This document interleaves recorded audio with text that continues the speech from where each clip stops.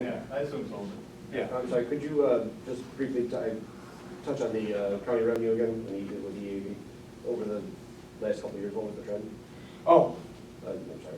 the trend for the last few years, basically since 2008, EAV has dropped Right. from about, for the district-wide, from just a shade over 4 billion to about 3.5 billion, okay? Right. Based upon preliminary numbers that we received from the supervisor of assessments, it appears as if our EAV for calendar year 15, so that's the money we'll collect in 16, it appears as if our EAV will go up about 1%, okay? But I have to emphasize those are preliminary numbers because there are exemptions, you know, homeowners exemptions and things Okay. of that. Based still have on to come in. the trend, and if my math is right, that's about, well, less than about 20%, 22% drops in the trend since 2008.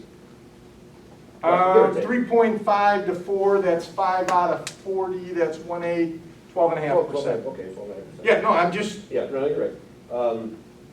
In that same time frame, what about the revenue that the school district has collected?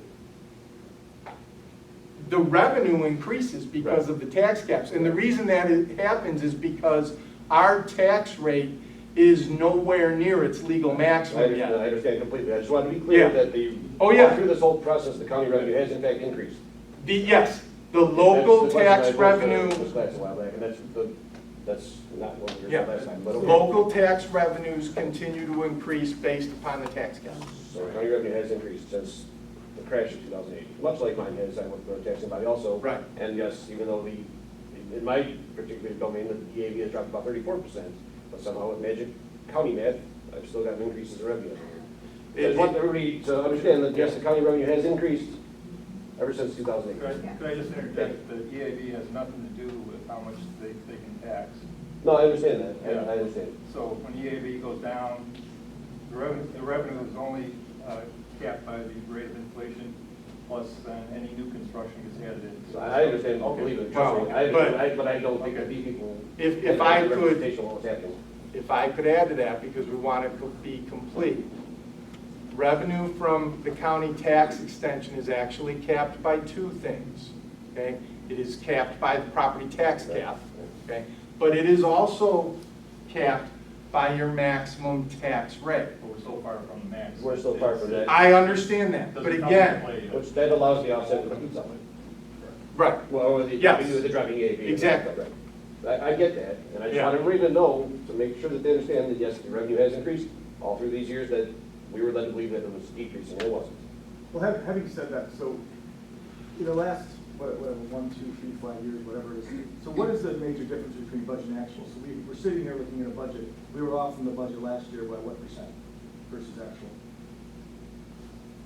you know, We got a budget deficit, so we I have to be off all don't, the time. we were off. Is it the I'm going to estimate it, but again, I want to be cautious about this. I'm going to estimate it at about 6%, but Okay. I've not calculated that number. So I'm just doing very, very rough Would you approximates. say that it was because of the revenues or the expenditures? I would say it's a combination of both. And we've seen that combination of both over the last 5 years, would you say? That we were under 2.5, 7.5%? 5 or 6 We years, have a yeah. deficit, so there's somehow we have Right. that off, right? Yes, So having said that, have you put that in your assumptions? yes, that's I why, know, I saw your conservative nature of that, but I'm just saying, did you think, is that what your thought processes? absolutely. That's why we're presenting a budget that shows a deficit, because we wanted to make sure we incorporated all of that. No, I'm just saying that because, did we do that last year as well, right? We did were not. conservative- Oh, we did not. No. And we didn't do it any of the other 5 years, or 4 years, I would say, right? I have to be honest with you, prior to the other years, I was not responsible for the budget, so I cannot speak to it. The first budget that Dr. Tingley and I had a chance to put together was the fiscal year 15 budget, because even the fiscal year 14 budget was done before Dr. Tingley took office. I agree with that, but can I ask this? You can ask that. During, in the past, because we all know that we have to have our budget in the state by 30th of this month. Correct. September. 2011, 12, 13, did we file a balanced budget with the state of Illinois? Yes, we do. And Yeah, 13, okay, I just need clarification so I will understand. I will answer your questions. This hearing is about the fiscal year 2016 budget. I can't answer questions that I didn't have access to, that I wasn't in control. I did not control the 11, 12, and 13 budget. Pardon me? Administration, and I understand the predicament, I understand your situation there, and I applaud you for being here with us, because we do have a lot of questions that some things are just not clear, and some things are not transparent, because as you said, you can't answer that question. You know, as superintendent and the business manager and the board, I would think that you could go back, at least I can go back to my budgets and say what I've done for 10 years. I know balanced budgets were filed. What I do not know is the assumptions that went into those budgets. Okay, that's what I don't know. I can go back and pull all the budgets, but what I'm saying is I can't talk about the assumptions that they were built on since I didn't have a role in them.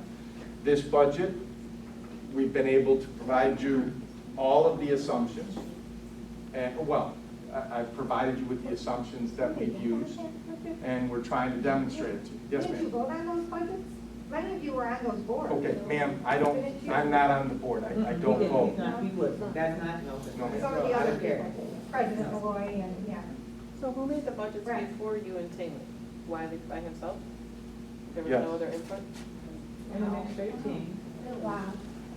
It was all voted and passed as balanced budgets by board. So does the board have any input that they would like to give to, did you see any breakdown on how the assumptions were? Out of fairness to the administration, you know, they are employed by the Board of Ed. It is the Board of Education who goes and makes sure things happen.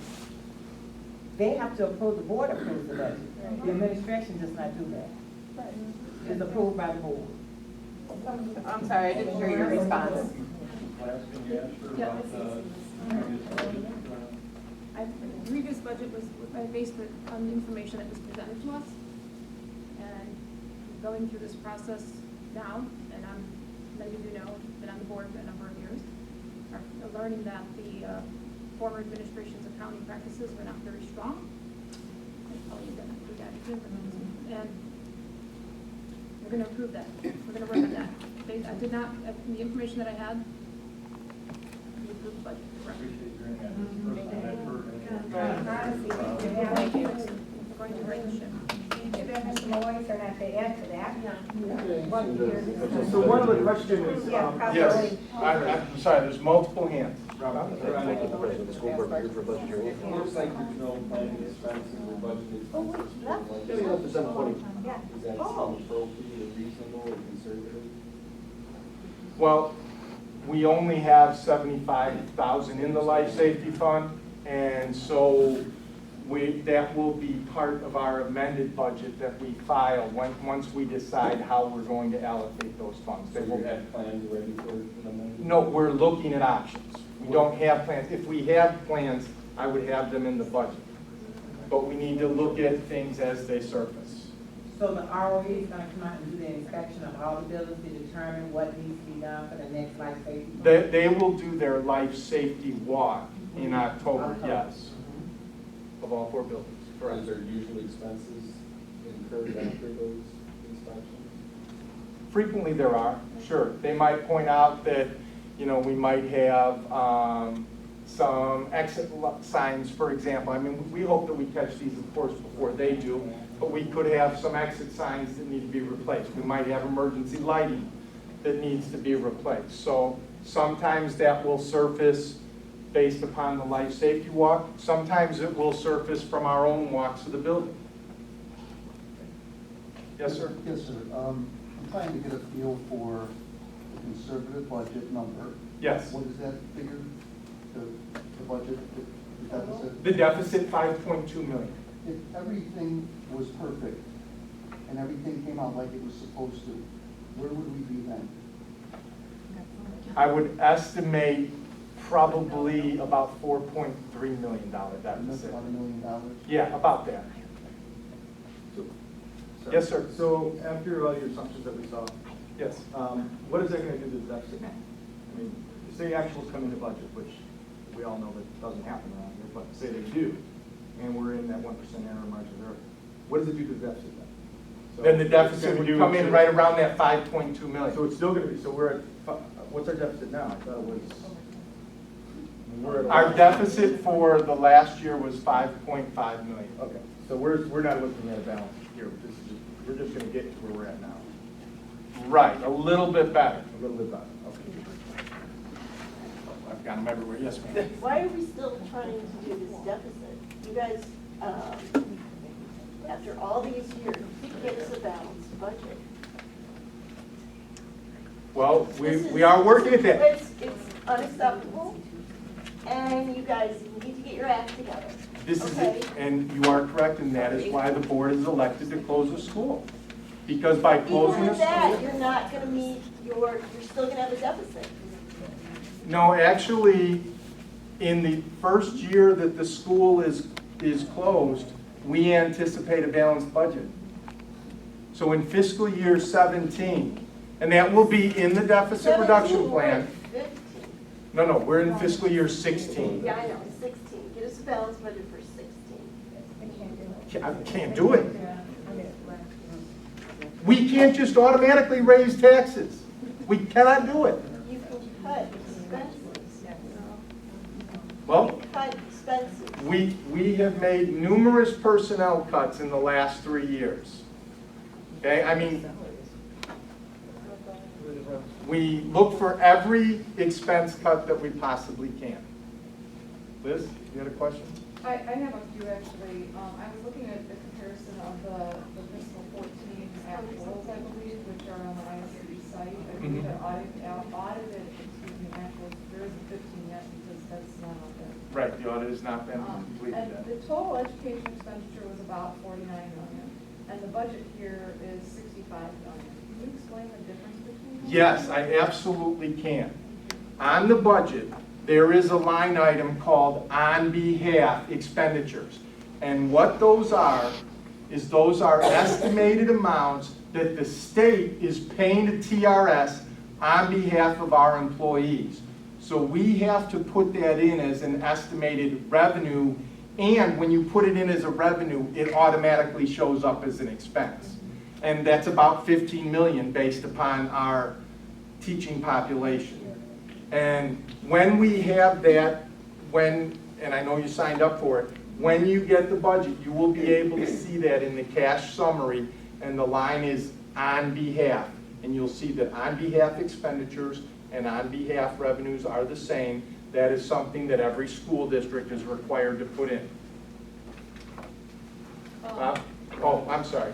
Bob's trying to get to everybody. On the budget summary, there's a line item called other sources not classified elsewhere. Educational, 2.9 million.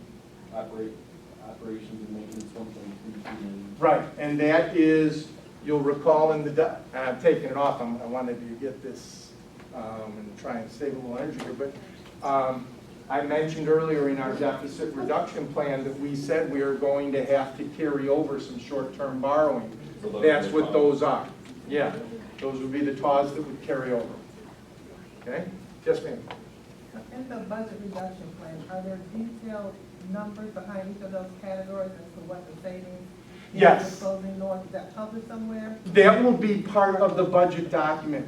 The way the deficit reduction plan works, and again, for those of you that signed up for it, and then we'll see an email, I showed you just one tab from the document that shows the assumptions.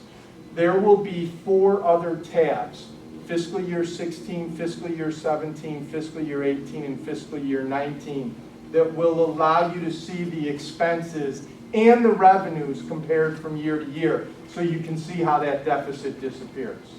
I just didn't present them tonight. But again, it will be in that document, and that will, if you get it emailed to you, great. If not, it will be available to everybody starting Friday morning, assuming it's approved. Now, one thing I'll caution everybody, if they look at that, please remember that when you look at it, it will be a lengthy document. It's about 28 pages. So as you start looking at it, if you have questions, please shoot me an email and I'll try and point you to where you can find the information you're looking for, okay? You had a question, sir, and then I'll come back. Yeah, I wasn't clear on the short-term borrowing you mentioned as part of the deficit reduction plan. Yes. Can you tell me a little more about what your plans are there? Typically, that has a cascading negative effect over time that it does, immediate aid. Right. The reason that we're gonna have to do short-term borrowing is because our fund balances are at a point that we cannot absorb a $5.2 million deficit. So they're gonna fall, so that has to come in. And then our hope is moving forward that as we build up the surplus budgets, that again, right now, using those assumptions, and you'll see them, the conservative assumptions show us with a surplus budget right away in 17, so that can start to, first we'll eat into the short-term borrowing to get that eliminated, and then we've got to start building up our deficit as we go along. Just a tap out question, if I may, real quick. So Sure. in terms of, what's the machinery as far as the short-term borrowing? You have to the bond or the No, it's just tax anticipation warrants. Okay. Oh, I shouldn't say just, it is tax anticipation warrants. Steve, you had another question? Yeah, about the OBM account, the expenditures were kind of trending along in the 8 million, 8.8, 8.5 category for a few years, and then all of a sudden last year it jumped up to like 10.8 and budgeted for 10.7 now. Right. So why the 25% increase all of a sudden, and now that looks like it's kind of like the baseline for going forward? Right. What happened? Basically, as we've been working, and I say we, as we administratively in conjunction with the board, have been working to get all of our expenditures and revenues in the appropriate line item expenditures, okay? We determined that there were some expenses that were being paid out of the transportation fund that should have been paid out of the building fund. We've moved them there. So that's part of that transition process. Yes, sir. Bringing it into where it should be using IPAM standards. IPAM, for those of you that might not be familiar with it, is the Illinois Program Accounting Manual that states that there are certain sets of objects and functions that you need to use. Yes, ma'am. Before the decision came down that we were going to close North, was there a comparison done as to what would be the greatest savings, which buildings close?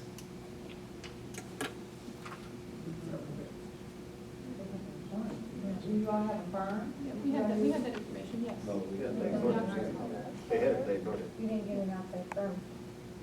I mean, So closing North was that showed that was going to be the greatest savings by closing North? Is that why we took that route? financial. They were closing, the question is, would the school save the most money? East would Yeah, have saved because us the this is most money. financial, Closing right? East would have saved us the most money. This was a financial decision. Right, closing East technically would, if you're looking at dollars, yes. If you have, not, you gotta also look at student body and how many people in each school too. I guess maybe a feasibility study, was that conducted? Officially by a third party, no. Yes, ma'am. I don't know if this is something you can answer or appropriate for right now, but as you look to the future, and all of you, I think, have said for the last board meeting that, everybody's committed to keeping 3 schools open. I think there's probably a majority of North people here, me being one of them, but, part of my mind is shifting to wanting 3 schools open and making sure that happens. What are gonna be your triggers? What are going to be your, if something goes awry over the next few years based on what your projections are, what are you gonna do to catch us from falling and getting into a situation where we might have to close another school? What are you gonna, is there a discussion, is there a plan, is there gonna be like, we're starting to see this, we need an action plan. What are your action plans going to be over the next few years? Have you even gotten there yet? Because my main concern now is how the Is hell are we keeping gonna three. three schools open? And of course, we can't predict what the future is, but, companies go through this all the time. There's gotta be an action plan in place. We are working on that. We are working on that. Okay. you absolutely are 100% correct. We need a plan, And a one- strategic And plan. that will be shared Yes, at board meetings. yes. We had hoped on a lot of things. and hoped on a Understood, strategy. right. So we've got to get We need away a from that. strategy. What is We this are board going going to to put do one together. to say, Yes. this is going to be a trigger of concern? This is going to be a trigger of concern. And If then, we're and then hitting if, two and out if of these, three of you know, we'll these, look at the options, and if those options, we have to come up with something else, you know, and right, whatever those may be. before we get they to will a be state of no communicated. return. That is part of your board goals and objectives? It is, it is, and it is in part our of goals and goal objectives for mission this year, statement. and we were supposed to, and I can't remember if it was you or somebody brought it to our attention that they should have been reported on in August, and that's absolutely correct. For a lot of reasons, they weren't, I'm not gonna make excuses, but we didn't deliver, but that deliverable is still there, or as board secretary, I did speak to Dr. Tingley about that. That is our objective, it will continue to be, and we will have those completed. Because that coincides and goes hand in hand with what is the current situation. Because without that piece, we're gonna be in this place 10 years from now. We're gonna be in 20 years from now, because we have imposed this on generations to come with our referendums that we passed for the elementary district as well as for the high school district. So we have to do better. And I think all of us here agree that a school has to be closed. But when you make that choice, and my question is, in this budget that we have tonight, that you all have before the public, have you all accounted for the cost to keep a building that's 61 years old versus a building that's less than 10? The same, that's what they've been telling us all along. Actually, that's a specific question. Well, if I remember correctly, Ms. Betts brought that to the attention of the board that evening, and Mr. McFadden said, well, it'll save us somewhere in the six figures, but only low six figures. Low six figures, I'll take it. I'll comment on one thing. Please. Okay. Sure. As Ms. Blatt said, I know that Ms. Molinari and I both said that we would have liked to have had a consultant come in. I remember that the head of the teachers union and a lot of parents said, no, you have to make this decision before the year starts because it needs to be made that way. I know that was said. Now, ask your question. I give you 15 minutes of the reasons before I made my vote. I said that the best that I was able to determine from the facts that I had in front of me, there was probably a cost savings of somewhere in the low six figures. That was based on the best information that I had at the time. Where's that information come from? Because obviously you haven't been looking at the budgets in the years past. I You got know, my- not the you, board but I'm April just 30th. saying. But why is the board You know, completely ignore the information? Low six professional- figures sounds like a lot of money. Yeah, financial information, which the public was asking for. I'm here to. Can I build on listen, what- I think we all are here to do the best that we can going forward. And that's why I'm here today. Yeah, but that was at the expense of closing the school that you guys didn't investigate. And again, is it gonna cost us more to keep the other schools open? Because you didn't do your homework. It's not a sound. She's had a question for quite a while. Okay, Ms. Glatz, you said that East would have saved us the most. So you guys clearly know which school would have saved us the most besides East. Everybody in this room knows The that. decision, I'll answer this quickly, and I'm gonna circle us back to the budget, because this is the budget hearing, okay? But I don't want, I'm gonna address your question. Okay. East, yes, numerically, East would have, is the biggest school, and it was the most expensive school. Now, the decision, you know, if you wanna look at strictly the dollars to, and I don't have my notes from that time, so I'm gonna, and Mr. Sawin and Dr. Tilley, you can correct me if I'm wrong, but to close the schools, the difference between the savings wasn't huge. Yes, It wasn't huge. My decision, as you all know, was I preferred to have closed Central because of the age also, and because I was two beautiful brand new schools. We know this. So it wasn't, but Central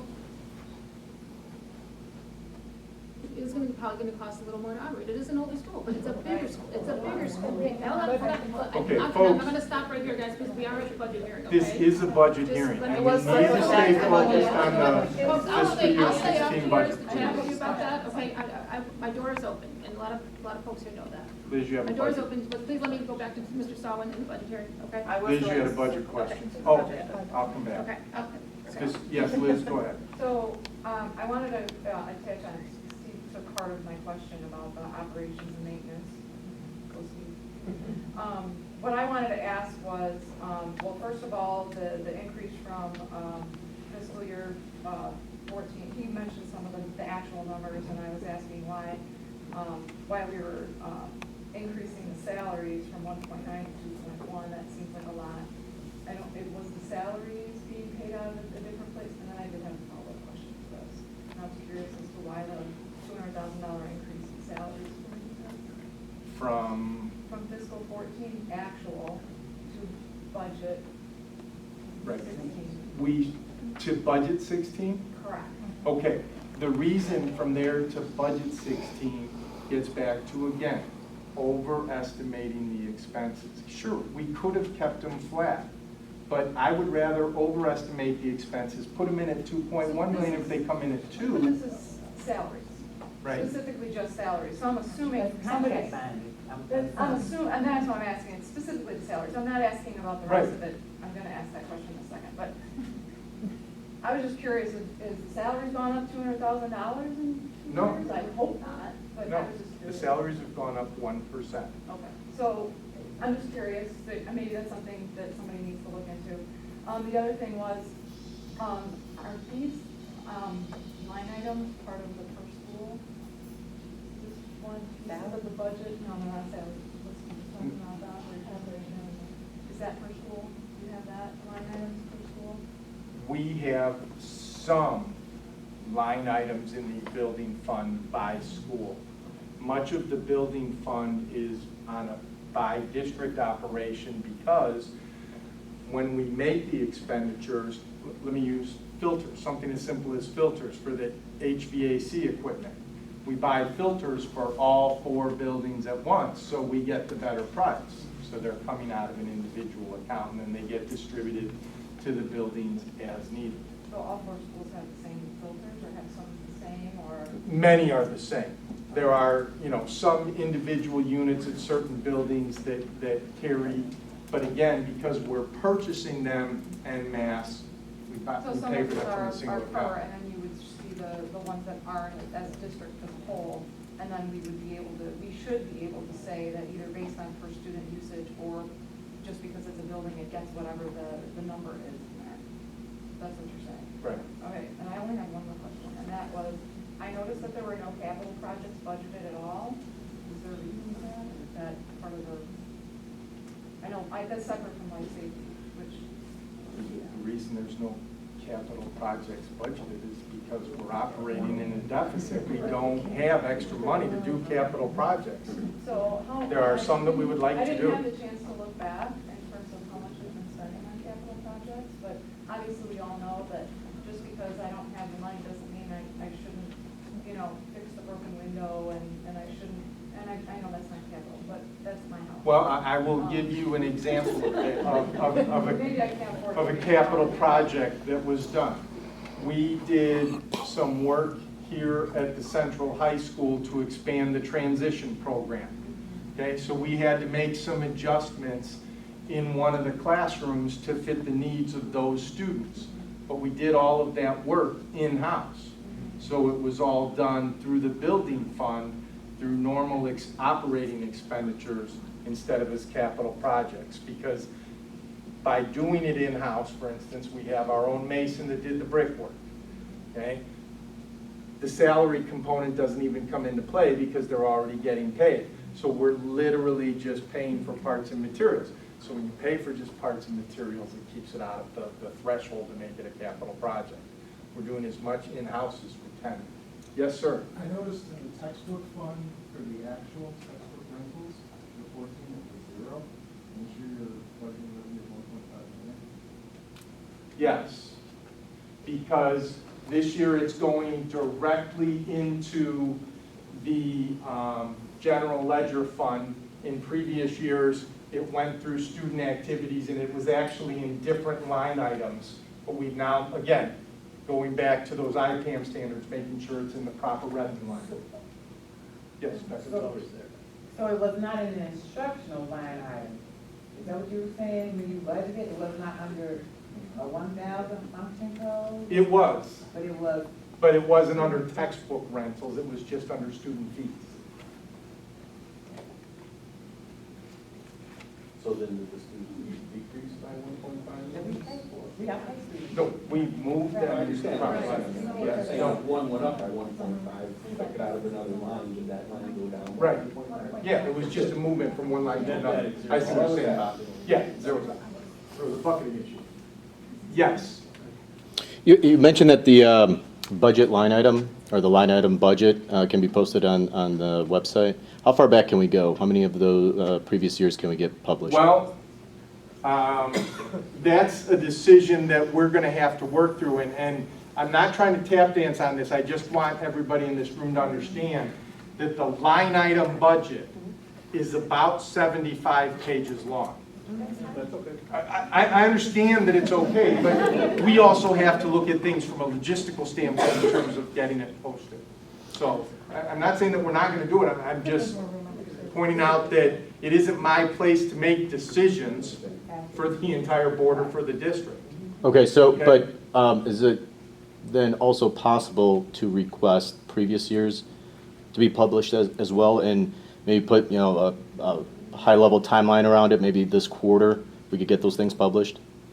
Is that feasible? Well, the board hears your request, so.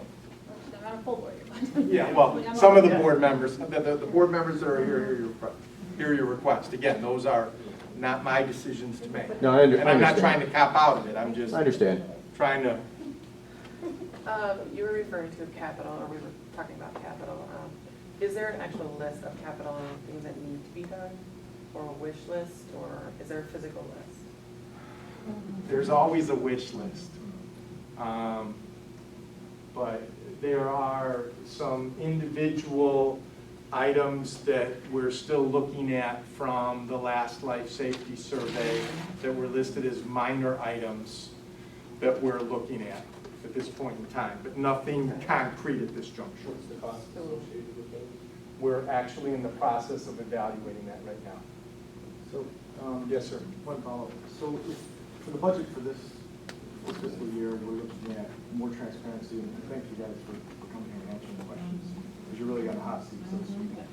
So, but my question is for future years, and this budget specifically, you're becoming more transparent. So are we looking at maybe going past and looking at best practices of other schools and saying, you know, this is how we're going to detail it out in the future, so that these bucketing issues can be caught? I can these answer other that. issues can be, Tomorrow night at our board meeting, I'm going to ask the board to approve a 100-day contract for a retired assistant superintendent who has quite a bit of experience dealing with districts that have been in financial situations. It'll simply be a 100-day contract, but we want an outside perspective, an outside look. Ron and I have done everything we can in the past 2 years to continue to evaluate and get better. But in discussions with the board, I think now it would be timely to get a different perspective and eyes on the situation. So that's the plan for tomorrow evening. But, so to answer your question, yes, we're not done. Part of, and I talked to Steve a little bit about this, we have to do a quarterly cash flow document for the Illinois State Board of Education. And that's something we will share with the public on a quarterly basis so that you know where we are, and that gets back to what Liz had brought forth. If, you know, we have that, our cash flow should be in a decent spot at the end of that first quarter, since we did receive that additional payment. But we're committed to getting back. So when you say you're supposed hiring an outside contractor, can we say, you know, obviously you're going to look at qualified contractors, obviously. Well, it's not going to be a contractor. This is going to be an It's not even a consultant. He's a retired assistant superintendent. For business?